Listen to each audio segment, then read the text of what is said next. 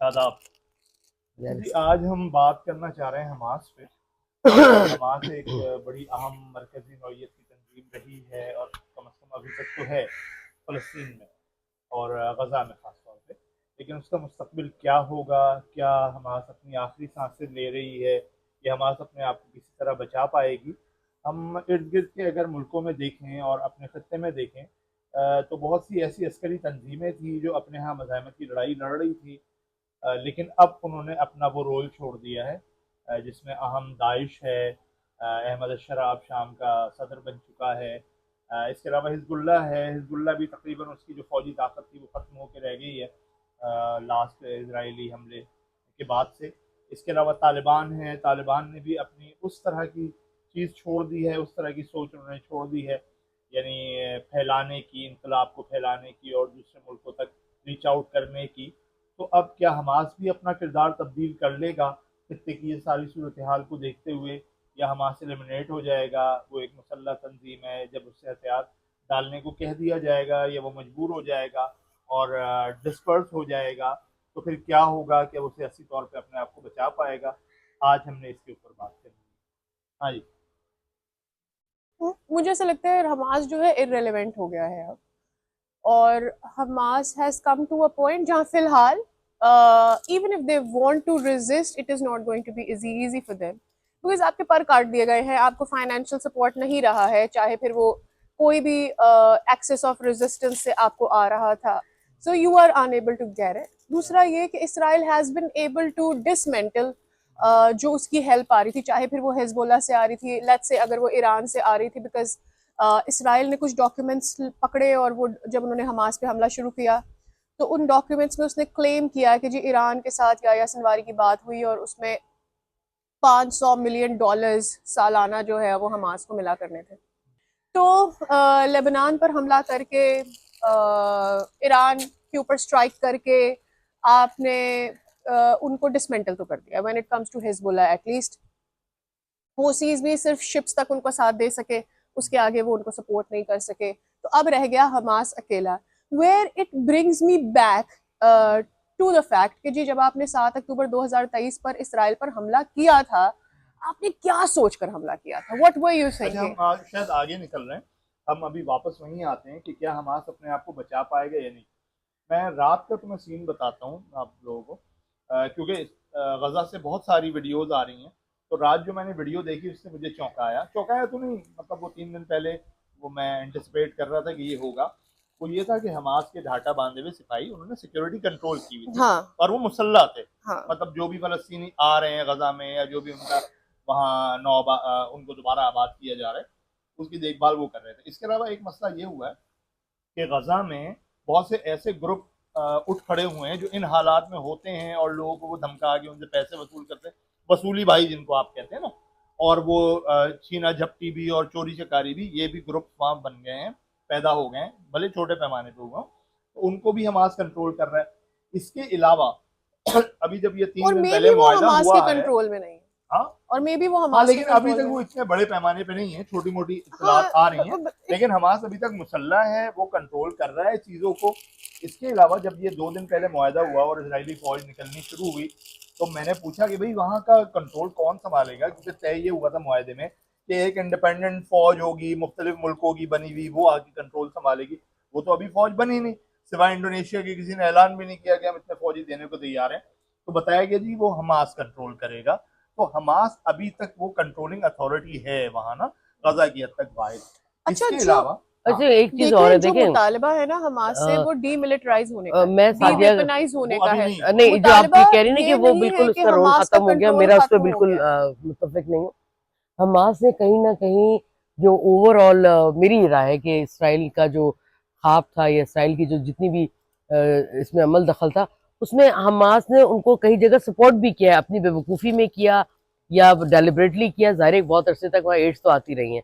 तो अब उस सूरत हाल में मुझे लगता है कि अभी भी उसको एज अ ब्लफ के तौर पे एक बेजान हो भी चुका है, तो उसको वो जिंदा रखेंगे कहीं ना कहीं जब तक वो अपने मामला को कहीं सीधा नहीं कर लेते, ये मुझे लगता है। अच्छा और मैं देखिए, आप हमास का बैक पे बिल्कुल कमर टूट गई है, लेकिन उनका बैक पे जाना जो है वो अभी उनके लिए भी फायदेमंद नहीं है।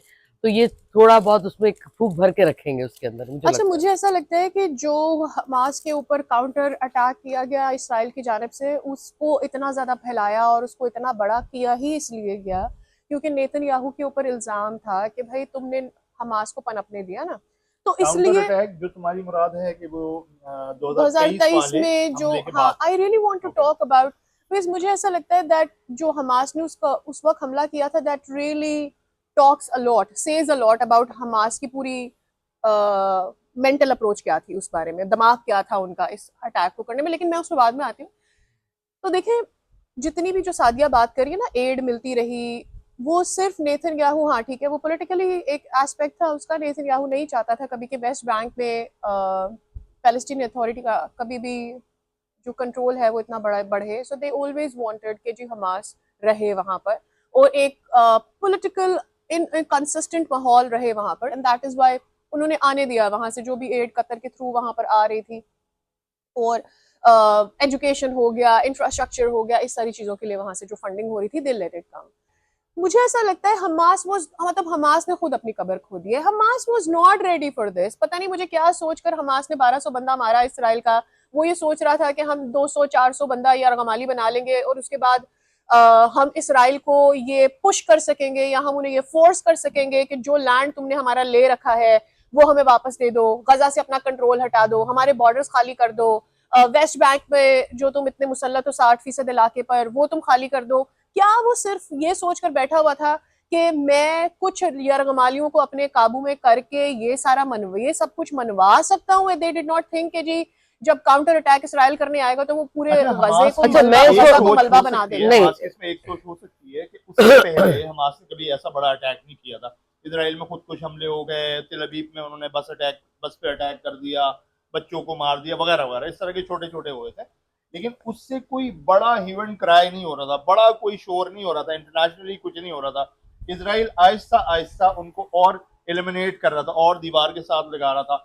उसने गजा की पट्टी में भी अपनी आबादियां बढ़ानी शुरू कर दी थी। सॉरी, कौन सी वो पट्टी है, वेस्ट बैंक, मगरबी किनारे में भी अपनी उन्होंने आबादियां बनानी शुरू कर दी थी, गजा में भी अपनी आबादियां बढ़ानी शुरू कर दी थी। आहिस्ता आहिस्ता उनको दीवार के साथ लगाया जा रहा था और ये खतरा मौजूद था कि फलस्तीनी हमेशा के लिए खत्म हो जाएंगे। मतलब वो उनके इतने नंबर्स रह जाएंगे कि वो किसी काबिल ही नहीं रहेंगे। वो बिल्कुल रेड इंडियंस की तरह से हो जाएंगे जैसे कनाडा में या एबरजनीज ऑस्ट्रेलिया में है। तो हमास के इस अटैक से ये हुआ कि ये एक आलमी मसला बन गया। उसने जवाबी हमला तो किया, उसने हजारों लोग मार दिए, बच्चे मार दिए, गजा को तबाह बर्बाद कर दिया, लेकिन एक इंटरनेशनल प्रेशर बिल्ट होना लेकिन शुरू ये हो गया। कहना कि हमास को अगर ये ये पता नहीं था, नहीं, या वो मैं बात पूरी हाँ, कर लूं। हो सकता है हमास का इरादा यही हो कि ठीक है हमें आके वो मारेगा, वो हमें दबा के मारेगा, हम इसको इंटरनेशनल एक इशू बना देंगे या ये इंटरनेशनल एक इंसानी बुनियाद पे एक इशू बन जाएगा और फिर क्या और हासिल करेंगे? वो उसके बाद ये हुआ है कि जो कुछ होना था हमास तो कुछ भी नहीं कर सकता था। अब अगर ये मुज़ाकरात की मेज पे बैठा है तो ये मगरबी मुल्कों के अवाम का प्रेशर था। मतलब लाखों लोग सड़कों पे निकल रहे हैं, इटली ने और नहीं तो वो सिर्फ प्रेशर हमास पे तो नहीं है ना। एक हाँ। कोलंबिया ने और यानी 150 मुल्कों ने आके कहा एक कॉन्फ्रेंस में कि जी हम तस्लीम कर रहे हैं, फलस्तीन को तस्लीम कर रहे हैं। फलस्तीन तो कहीं है ही नहीं, फलस्तीन तो नक्शे पे ही नहीं है, फलस्तीन तो अक़वाम मुत्तहिदा में नहीं है। वो कह रहे हैं हम फलस्तीन को तस्लीम कर रहे हैं और वो एक दूसरे से गले मिल रहे हैं। मतलब ये इस तरह का प्रेशर था कि अल्टीमेटली अमेरिका को, जो कि किसी सूरत में भी फलस्तीन के या दो कौमी रियासत के हक में नहीं था, उसको ट्रम्प जैसे बंदे को प्रेशराइज करना पड़ा। नेतन्याहू के लिए भी एक सीरियस मसला खड़ा हो गया। आपको मैं ओस्लो मुआहदे की तरफ लेके जाऊंगा जो यासिर अरफात का और इसहाक गोरियान के दरमियान, आइजक गोरियान के दरमियान क्लिंटन ने कराया था 1993 में गालिबन। उसके बाद हुआ क्या था, इन दोनों को नोबेल अवार्ड मिला था, लेकिन उसके बाद इसहाक को कत्ल कर दिया गया था। जब वो इजराइल पहुंचा है किसी ने उसको मार दिया। तो मतलब इजरायली किसी प्रेसिडेंट के लिए या इजरायली किसी लीडर के लिए आसान नहीं है कि भाई वो फलस्तीनियों को कुछ छोटे मोटे हुकूक भी दे। ये इंटरनेशनल प्रेशर की वजह से हुआ है। अच्छा, लेकिन देखिए अभी मैं बस आखिरी जुमला कह रहा हूँ, हमास के इस अटैक से पहले वो इंटरनेशनल प्रेशर हमें नजर नहीं आता। सवाल ये कि क्या आज के हमास को, जिसने लास्ट अटैक किया और फिर ये सारी कहानी शुरू हुई, उसको इसराइल की ताकत का नहीं पता था? डेफिनेटली पता था। फिर जो सादिया की बात थी वो सेकंड करूंगी मैं इसको कि यस, जो नेतन्याहू का रोल रहा उसने हो सकता है कोई पॉलिसी बनाई हो, लेकिन वो सारे मुस्लिम ममालिक या दूसरे ममालिक जो हमास को डायरेक्ट और इनडायरेक्ट फंडिंग कर रहे थे, अभी अगर हमास को आप फूक भर के भी जिंदा नहीं रखेंगे तो उनका जो पावर है, जो उनकी इन्वेस्टमेंट है, वो सारी की सारी जाया हो जाएगी। तो आप कह रही हैं कि उनके मकासद पूरे नहीं होंगे, उनकी अच्छा, इन्वेस्टमेंट जाया हो let जाएगी। me- आपने वो तो डेंटरिस्ट तो रखना है ना, डेंटरिस्ट तो कायम रखनी है आपने इसके ऊपर, तो उसके लिए जरूरी है कि इसको जिंदा रखा जाए।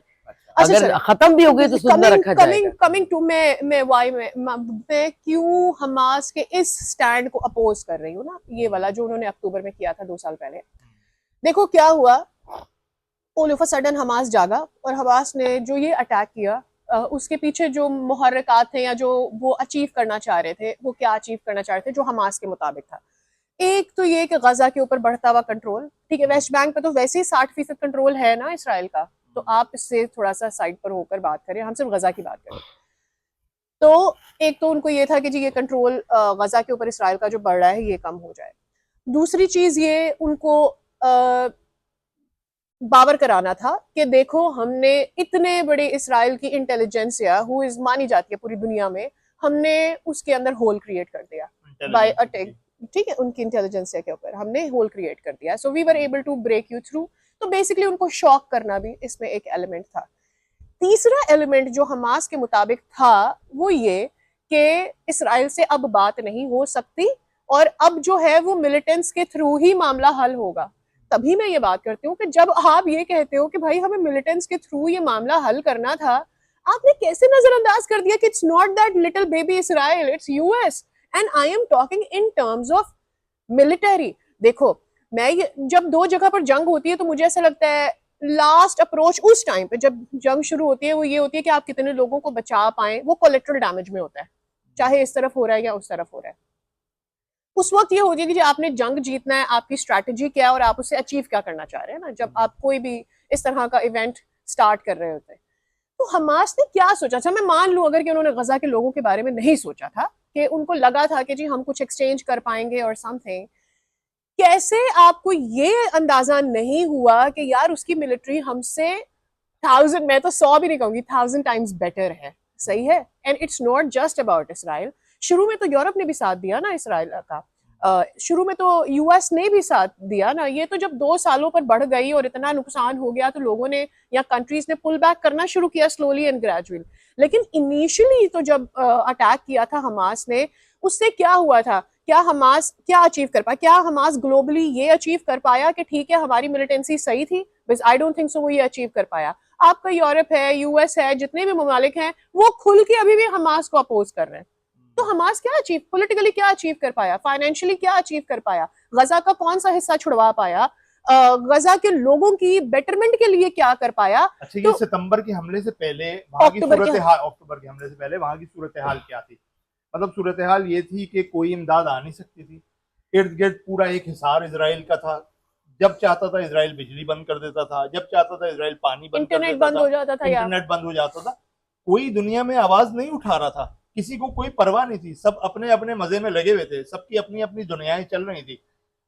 क्या ये तसव्वुर नहीं किया जा सकता कि हमास ने अपने आप को एक खतरे में डाला कि उसे हमेशा के लिए एलिमिनेट कर दिया जाएगा? जैसे वो जापानी पायलट्स होते थे ना, वो जहाज समेत गिर जाते थे अमेरिकन जहाजों के ऊपर, जिनको आप कह रहे हो ये सुसाइड अटैक किया हमास ने, वो अपने लिए एक सुसाइड अटैक किया कि इसको एक इंटरनेशनल इशू बना दिया जाए। उसके बाद हुआ क्या? उसके बाद ये हुआ कि ये वहां गए, लोगों को मारा, इजरायलियों को मारा, उनको यरगमाल बना के ले आए। इजराइल ने अपनी पूरी ताकत से अटैक किया और उस अटैक में बच्चे मरे, गजा बर्बाद हो गया। आहिस्ता आहिस्ता वो हमदर्दियां शिफ्ट होने लगी, जो हमास के खिलाफ थी, जो लोग हमास के खिलाफ आवाजें उठा रहे थे, अब वो फलस्तीनी बच्चों के लिए बात करने लगे, अब वो फलस्तीन के आम लोगों के लिए बात करने लगे। इजराइल ने ब्रूटली उनको खत्म करने की कोशिश की। एक तो ये हुआ। दूसरा ये हुआ कि इजराइल के अंदर ये डर पैदा हो गया कि यार ये लोग जब चाहेंगे आके हमें मार देंगे। तो ये एक इंटरनेशनल प्रेशर भी था। इजराइल बार बार ये बात कहता है कि मेरे लिए अपनी सिक्योरिटी सबसे अहम है, मुझे अपनी सिक्योरिटी अजीज है, खित्ते में जब तक मैं महफूज नहीं होऊंगा मैं किसी को नहीं छोड़ूंगा। इसीलिए वो हमास को कहता है कि उसको गैर मुसल्लह करना है। ये 2 बातें थी जिसकी वजह से मामला आहिस्ता आहिस्ता आगे बढ़ता रहा और यहां तक पहुंचा कि शर्म शेख में सब लोग बैठे, फलस्तीन को उन्होंने कबूल किया। अब हो सकता है कि हमास को फलस्तीन को कबूल नहीं किया, फलस्तीन को 150 से ज्यादा मुल्कों ने कबूल किया। नहीं, लेकिन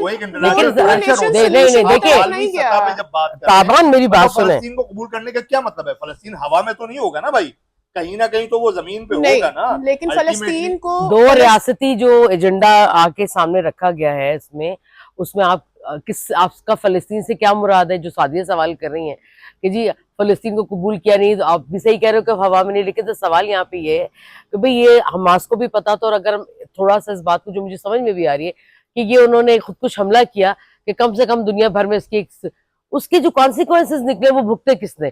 एक इंसानी तारीख का इतना बड़ा अलमिया कि एक साथ, चाहे वो इसराइल के लोग मरे चाहे फलस्तीन के लोग मरे। लेकिन देखिए इसमें जो मेरे लिए इंपॉर्टेंट चीज है कि चाहे यूरोप की ताकत अपनी मौजूद हो, अमेरिका के सारे क्लेम अपनी जगह मौजूद हो, जो वॉर क्राइम है या जो वॉर के स्टैंडर्ड्स हैं कि आप किस जगह पे सहूलत देंगे, हेल्थ का मामला है, फूड एड का मामला है, उसमें भी हमें बहुत बड़ी नाकामी नजर आई, खासतौर पर इस केस के अंदर। यार तो क्या इन सबसे कोई वो थे? एक मिनट, क्या उससे आप सारे के सारा लोग नहीं थे? इस पे क्यों नहीं प्रेशर बिल्ट हुआ? जलजलों में भी तबाह हो है ना? जाता है तो इस पे भी कोई वो प्रेशर इतना बिल्ट नहीं हुआ कि भाई लड़ लो मर लो जो करना करना, लेकिन जो बुनियादी पूरी दुनिया में स्टैंडर्ड्स बना दिए गए उसको क्यों फॉलो नहीं किया गया? और उस वक्त भी उस पर आवाज नहीं उठी। जब आप देखिए यूरोपियन कंट्रीज का जो अगर ओवरऑल में देखूं जो रिएक्शन है वो अब जाके सामने आया ना, ये बीच का जो दौर गुजरा इसमें मैं कहती हूँ बहुत बड़ी नाकामी हुई कि जो इंसानी अलमिया है उसकी अभी की जाने गई, बच्चे गए, भूख मरी, ये सारा कुछ, और आगे भी ये एक दिन में तो नहीं ठीक होगा कि जी आज से वॉर खत्म हो गई। चाह रहे हैं कि भाई हमास का अब क्या मुस्तकबिल है। एक तो ये बात अल्टीमेटली तय है और हमास ने इसको कहीं ना कहीं कबूल कर लिया है कि वो अपने आप को गैर मुसल्लह करेगा, क्योंकि जब ये मुआहदे के नुकात सामने आए तो बेशतर लोगों का ख्याल ये था, कम से कम पाकिस्तान की हद तक मेरे इर्द गिर्द जो लोग थे उनका ये ख्याल था कि हमास उसको कबूल नहीं करेगा, बल्कि मैंने अपने दफ्तर में एक शर्त भी लगा ली थी, मैंने कहा यार कबूल करेगा वो, और अल्टीमेटली वो शर्त मैं जीत गया। क्योंकि आप आइसोलेशन में नहीं देख सकते हमास को, आपको इर्द गिर्द देखना पड़ेगा, आपको हिजबुल्लाह को देखना पड़ेगा, आपको दाइश को देखना पड़ेगा, आपको तालिबान वगैरह को देखना पड़ेगा। अब दुनिया वैसी नहीं रही, 9/11 के बाद दुनिया बहुत तब्दील हो गई है, अब ये अस्करी तंजीमों की बका मुमकिन नहीं है। तो शायद ये रियलाइजेशन कहीं ना कहीं हमास को भी थी और उन्होंने बस ये अपना आखिरी एक ट्राई किया कि हम ये हमला करके देखते हैं, आर या पार वाला मामला ना। तो अब हमास को अगर फिलहाल अपने आप को बाकी रखना है तो उसको अल्टीमेटली गैर मुसल्लह होना पड़ेगा, उसको हथियार डालने पड़ेंगे, उसको सियासी अमल का हिस्सा बनना पड़ेगा।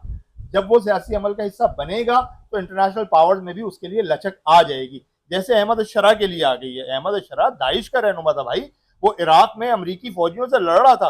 वो उस दिन मैं देख रहा था अमेरिकन CIA का साबिक जो सरबराह था वो उसका इंटरव्यू कर रहा था और उससे कह रहा था कि भाई तुम्हें याद है कि इराक में तुम मेरे खिलाफ लड़ रहे थे। आज वो दोनों बैठ के इंटरव्यू कर रहे हैं। लेकिन आपने यार, कल बात कही है ना, कल अहमद अशरा आपको पता है मॉस्को पहुंचा हुआ था, वो एक एपिसोड जरूर हो सकता है कि वो भाई बशर को मांग रहा है कि भाई यस, हमें दो। लेकिन आपने अभी तो खुद जो एक स्टेटमेंट अस्करी दिया है ना, रहनुमा, वो आहिस्ता आहिस्ता उसने अपने आप को ट्रांसफॉर्म लेकिन किया, ताबान एक देखिए आपने अभी एक political जुमला अच्छा, बोला यहाँ पे देखो, कि जी अस्करी 9/11 के बाद से जो अस्करी ग्रुप हैं या इस तरह की जो फौजें या लोग हैं, relevancy उनकी हमने नहीं की।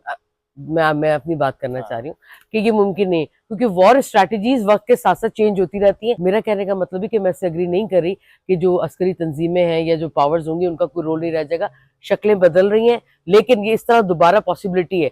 अब जब यहाँ पे ये जो दो रियासती जो भी मामला बनेगा तो आपको क्या ख्याल है यहाँ पे अमन काम हो जाएगा? नहीं, जो हमास पे नजरें लगा के बैठे थे वो तो मायूस हो गए, हमास भी अपनी पॉलिटिकल सारे सिचुएशन में आ जाएगा, हो सकता है फिर नए ग्रुप खड़े हो, क्योंकि पूरी दुनिया की जब आप स्टडी करते हैं बड़ी जंगों से लेके जो जिनको कभी मैं अजीम नहीं कह सकती, उसके आपको शक्ल नजर आई कि आज की तारीख में जब कह रहे थे अब तो इलेक्ट्रॉनिकल वॉर होगी, अब तो टेक्नोलॉजिकल वॉर होगी, तो आपको तो जरूरत ही नहीं बमों की उनकी, मगर कितना बम बरसा आपने नहीं, वो देखे। तो हो सकता है हो, हमास बचेगा या नहीं बचेगा? रहेगा, क्यों? इसलिए रहेगा कि एक जुमला। इतने दिनों में, एक जुमले में नहीं, दो। इतने दिनों में या इतने अरसे में वो, और आज भी वो ये चीज बनाने में जो खुदकुश हमला करके भी वो अपने आप को आप ही की लाइन पर लेके जाएगा कि देखो आखिरी हल ये था, वो मैंने किया है। अच्छा, हमास आइडियोलॉजिकली और फिजिकली बचेगा या नहीं? मेरे रहेगा। लिए हमास ये का future प्रिडिक्टेबल नहीं है, हो सकता है 40 साल बाद 10 साल बाद वो फिर खड़े हो जाए, लेकिन मुझे ऐसा लगता है मेरे लिए ज्यादा रेलेवेंट ये होगा कि वो मिलिटेंट ग्रुप जिस लिए खड़ा हो रहा है कि मैंने फलस्तीन को आजाद करवाना है, अगर वो उसे आजाद नहीं करवा पाता तो भाई तो मुझे लगेगा कि तुम सिर्फ अपने आप को एग्जिस्ट करने के लिए कि 4 पैसे तुम्हें ईरान से आ जाएं, 4 पैसे तुम्हें हिजबुल्लाह या और इस तरह के मिलिटेंट ग्रुप से आ जाएं और तुम खुद वहां पर मौजूद रहो कि जी हम हैं और हमने रेजिस्टेंट अपना हीरोइक कायम करने के लिए कि यार हम रेजिस्टेंट हैं, उसको रिप्लेस कर देंगे लोग। अच्छा जी, अब बस आखिरी बात मैं अर्ज करूंगा। हमास अरबी में एक लफ्ज भी है और एक ये तरकीब भी है। हमास से मुराद है हरकतुल मकाविमतुल इस्लामिया, और इनिशियली ये सियासत में भी नहीं थे, ये समाजी काम करते थे, अस्पताल बना लिए, क्लिनिक्स बना ली, स्कूल बना लिए, इस तरह के काम थे इनके। और इसराइल की तरफ से भी इनको माली इमदाद मिलती थी। उसकी एक वजह ये भी थी कि फतह के मुकाबले में या पीएलओ के मुकाबले में इसराइल को इनको खड़ा करना था ताकि वो डिवाइड हो जाए और जो फ़लस्तीनियों की एक सियासी तहरीक थी या उनका जो सियासी इत्तेहाद था वो दो हिस्सों में मुनक़सिम हो जाए।